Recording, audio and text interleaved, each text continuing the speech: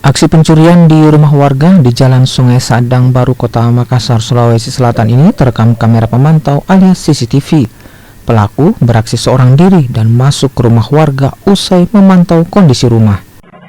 Pelaku berhasil membawa kabur uang tunai senilai Rp400.000 serta 1 unit sepeda motor. Namun, perbuatan pelaku akhirnya terungkap usai polisi melakukan serangkaian penyelidikan.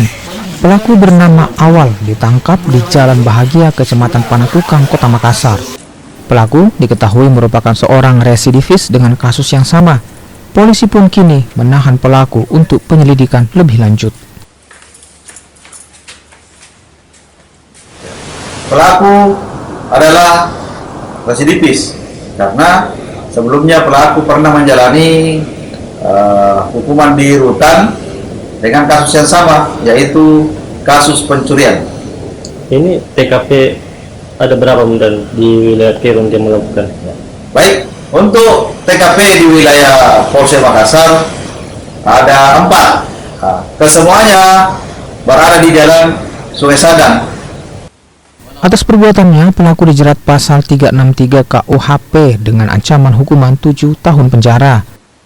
Rama Pratama, Kompas TV, Makassar, Sulawesi Selatan.